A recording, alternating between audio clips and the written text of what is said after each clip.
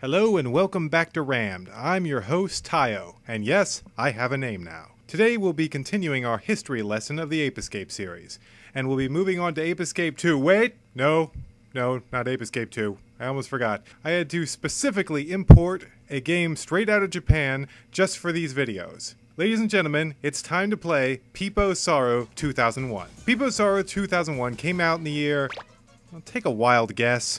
Now, of course, I don't speak Japanese, so judging the story is of course going to be rather difficult. I can only go with what I see. Our story begins where the last Ape Escape game left off. The monkeys have been transported back to the professor's laboratory, and the professor has decided to send them all to a peaceful area to live. However, something happens. I think it has something to do with pants or something. The professor gets a phone call from who, I don't know. Probably saying something like, "Hey you, what are you doing to those monkeys? They have pants, but they're dirty. They're dirtying their pants. They need to be cleaned." The professor's like, "What?" And Natalie's like, "That's a lot of pants." And then our hero, Spike, runs in. I can only assume that the professor tells Spike to get off his ass and go and suck some monkey pants into a vacuum. That's right.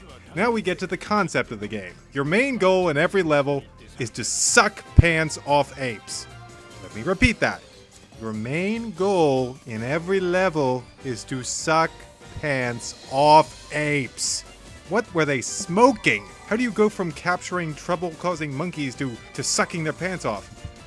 Anyway, after Spike has collected all the pants, he throws them into a giant washing machine and leaves for the next level. Eventually, he gets to where Spectre's base is, even though Spectre's flying around in every level, making monkeys teleport in, and confronts him. And of course, like every Ape Escape game ever, Spectre has a giant monkey ape robot thing. Spike defeats him. I guess everything's okay. Everyone's washing pants at the end of the game. Why does Spectre have his peak point helmet on? Wouldn't they have taken that off of him the second Spike sent him back to the laboratory dazed? It doesn't make any sense. I mean, Natalie picks him up with his helmet on. Wouldn't he just blast her away with psychic energy? Going by the context of the first game, none of this makes any sense. And if the pants are such a big problem, then wouldn't they have to be doing this every day non-stop? I guess they teach the apes how to do it, but I'm sorry, I'm going off at a rant, but it's just impossible not to if you have a game that's this weird. I'm done with story, let's move on to gameplay. Don't let its bizarre premise scare you away, because Pipo Saru 2001 is actually a pretty fun game, be it a bit simpler than the original Ape Escape. Now, you would think, judging by the original game, that you would use the vacuum by tilting the analog stick, but it actually doesn't work that way. To use the vacuum, you hold down the square button. Holding it down for a little bit and then releasing it will suck pants off the monkeys. Holding it down for a long time will suck groups of monkeys towards your vacuum. Then you can tilt the analog stick to aim them. Once you release the square button, they'll shoot off like projectiles, and any monkeys that get hit will also lose their pants. Now, there are also special items, and no, I'm not talking about gadgets. Your only gadget is the vacuum. But there are power-up-like items. There are bombs, which you can click the right analog stick to detonate right on top of you for close-range damage, or you can pull back the analog stick to create a targeter, and the longer you hold it back, the further it goes. Then release it, and it'll launch a bomb at the target. Sadly, this is kind of inaccurate and hard to control. There are heart bombs that make it so monkeys run towards them, though it doesn't do any damage. The last one is some weird finger-pointing bomb, which I'm not exactly sure what it does. Also, though it doesn't have the same variety as the original Ape Escape, there are different types of apes.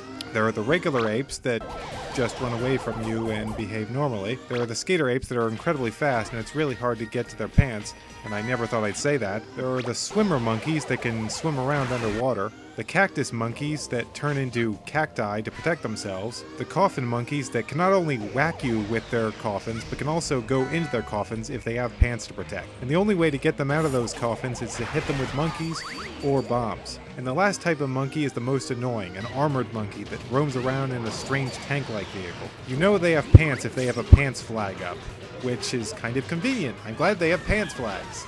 It's kind of weird that they do, but it works. There are 5 areas in all. The windmill area, the snowy area, the haunted graveyard area, the pool-like area, and the factory Spectre's base-like area. They all have their own little gimmicks that makes them unique. For example, in the graveyard area, the power-ups are invisible. The only way to see them is to turn on lights by hitting switches. In the water area, you have to hit a switch that drains the pool, sucking the monkeys down a hole while leaving their pants behind for you to suck up.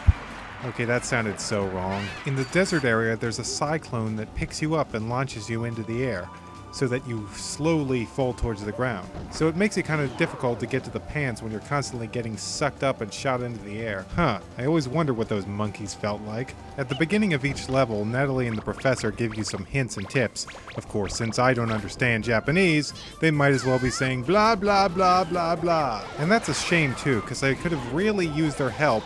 As it turns out, in the desert level, if you step on metal paneling, you get set on fire. Yeah, didn't know that, did you? If you step on metal paneling, hot metal paneling, even if you're wearing shoes, you get set on fire. That makes so much sense, you know, because metal paneling's like lava. In the factory level, there are conveyor belts that you can control to make the monkeys come towards you. Conveyor belts. Where would video games be without you?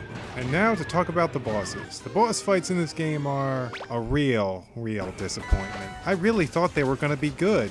There's enough here to make interesting boss fights. Now let me tell you what each and every boss fight is. Spectre flies around carrying a clothesline of pants, and you have to hit that clothesline of pants with bombs to make the clothesline of pants separate so you can suck up the pants and wash them. Woo! Best boss fight idea ever. It wouldn't be so bad if they had done that once, but it's almost every boss fight in the game. The only boss fight that's different is the very last one, which is actually pretty good. Not quite as good as the boss fights in the first game, but enjoyable. Oh, one other thing about the gameplay. There's some kind of weird sauna hot tub thing going on in this game.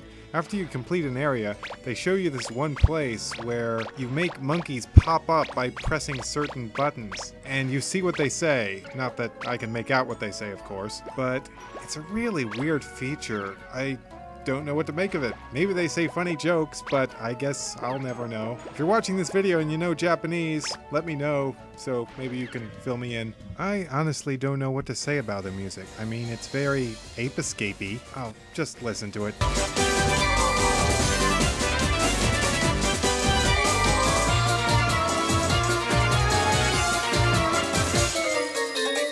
The music is fine, colorful, energetic, usual Ape Escape fare. One thing I must say about the Japanese Ape Escape games is, well, the voice actors are consistent. I believe they always get the same voice actors for all the characters, which I have to say is a great relief considering they seem to be switching in every game that comes out here. And the voice acting is actually pretty well done. Kakeru sounds like an energetic kid who's always ready for an adventure.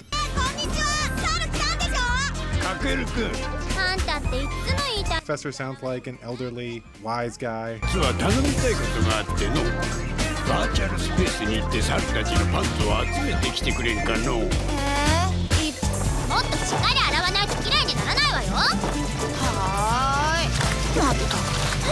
And Natalie, of course, sounds like a nagging, annoying, little freak of a... Oh, I mean, she sounds nice. Alright, let's conclude by talking about the graphics. Well, they're pretty bad. In all honesty, they pretty much just took the graphics from Ape Escape, threw them onto the PS2, and smoothed them out a bit. They do look much better than they did on the PlayStation, but that's really not saying much. They still look blocky, they're still lacking a lot of features, they have mittens for hands. Really, that's probably my biggest complaint. You'd think it would be the story, but for what it is, it's just a crazy fun adventure. Emphasis being on crazy. So yeah, the graphics are really bad. Really bad. I'm not sure if you can tell or not, so I'm just going to tell you right out. I recommend this game. You can buy Pipo Saru 2001 on PlayAsia.com. I've included the link on the side. It runs for about 20 bucks. It's not very long, but if you're an Ape Escape fan, it's well worth picking it up. Oh, but do keep in mind it only runs on Japanese PS2s, PS2s that have been modded, or a PS2 you use the magic slide on. Well, that's all for now. Join me in the next RAMD episode, where we'll be moving on and getting to the next numbered sequel of Ape Escape. Ah, yes, Jimmy. I look forward to that. This has been your host, Tayo, and I have a name now.